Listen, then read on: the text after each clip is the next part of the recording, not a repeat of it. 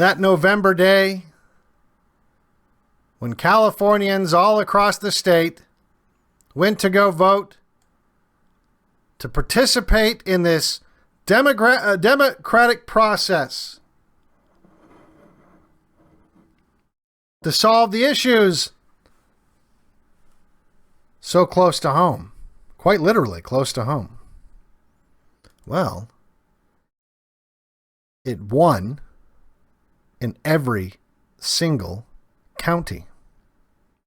Even that top one on the right that looks like it didn't win, it did win. Just it scraped by.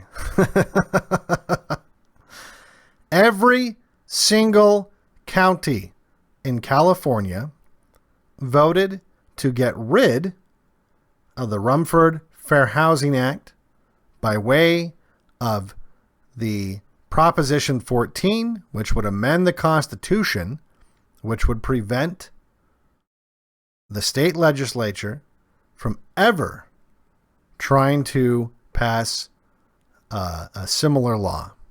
Therefore, protecting the rights of white communities to exist in California forever.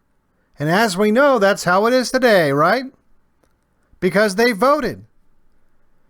Right? They voted. And so clearly, if you go to California today, they've got all white neighborhoods. They've got all white neighborhoods. In fact, they got all white apartment complexes, all white hotels.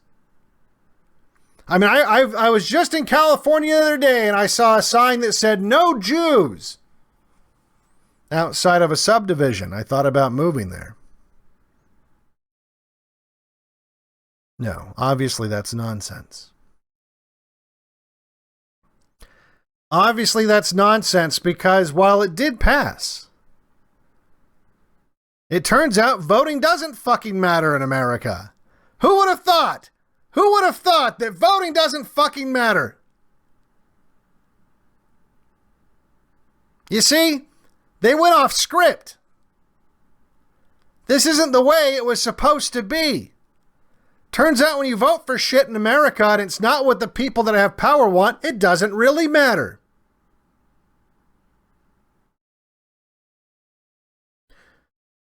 You see, what happened was, immediately, and I mean like the day after, it passed. The NAACP, with the help of the ACLU and lots of money pouring in from rich donor Jews and other religious organizations,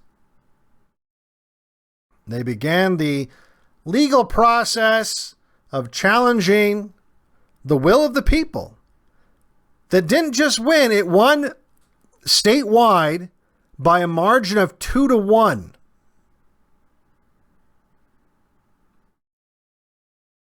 It wasn't just a majority, it was a fucking blowout. Proposition 14 won by a ratio of 2-1. Nothing more democratic than that. It was a landslide. It was a literal landslide.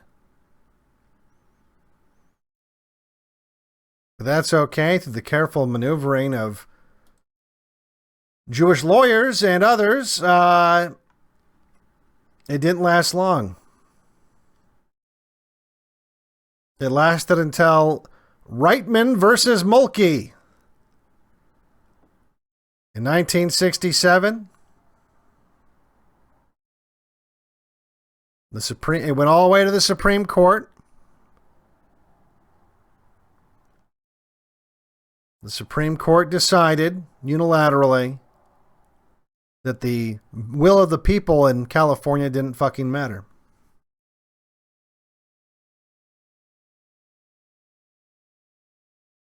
They said that Proposition 14 was invalid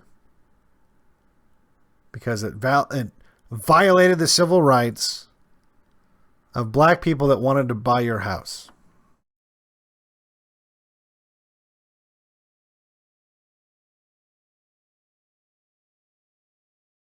And it wasn't the first time, and it wouldn't be the last time. You want to know how we got to the point that we're at now? Like, why did people vote for all this stuff? They didn't. California. There's counties that it got 80%. It passed in San Francisco. It passed in LA. And it passed everywhere in between. Passed in Sacramento, all throughout the San Joaquin Valley. It passed everywhere.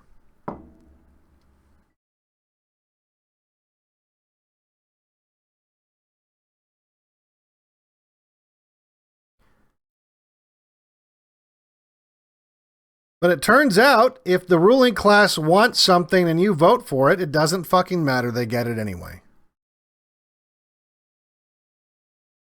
Or you vote against it, rather. They get it anyway.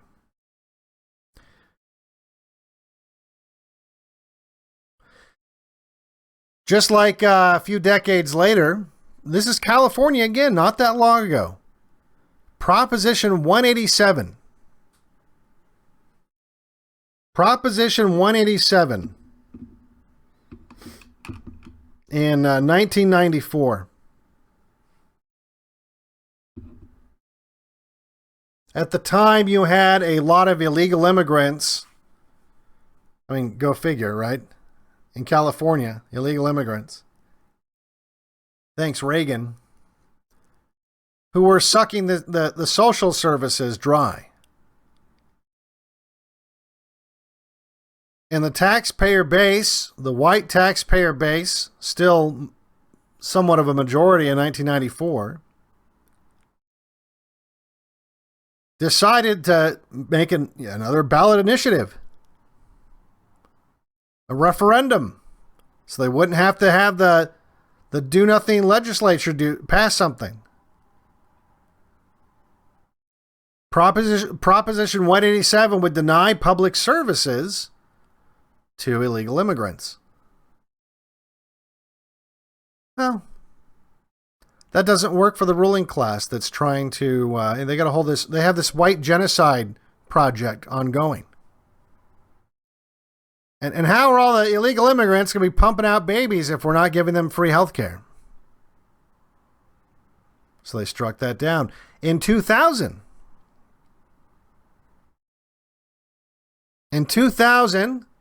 the same process was used for Proposition 22. People were very concerned. Again, this is California. Keep this in mind, how quickly things will change in this country when you take away people's power. When you take away people's political power and demographically replace them. Keep this in mind. In 2000, less than 25 years ago, in California, Californians were worried about the rise in homosexuality, the normalizing of California. They were worried about the rise and the normalization of homosexuality. You saw a lot of that in the gay 90s streams that I've done. A lot of that was, in fact, we did one that was Orange County.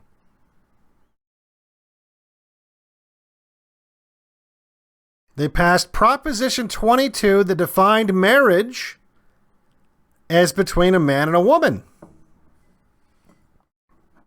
Well, that didn't work out. Once again, that went against the white genocide plan of the ruling class. Struck down by the courts. Well, it's weird because they voted. They voted. A few years later, 2008.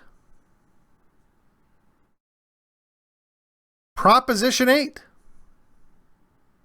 Also, this is all California.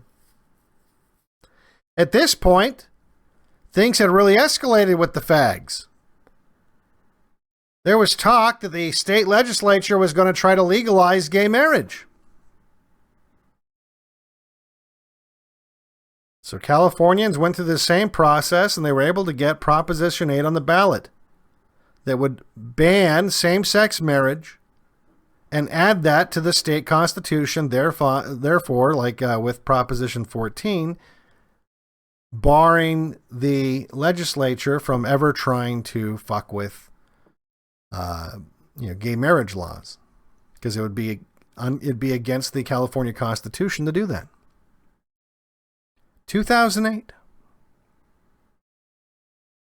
It passed. We've talked about this. I've done streams on this. A lawyer that worked for Bush Jr. in the administration, a quote-unquote conservative lawyer, sued. Took it to the Supreme Court, all pro bono. I'm sure someone was paying him. And that also, against the will of the people, against the vote, it passed. It passed statewide. It was struck down by the Supreme Court.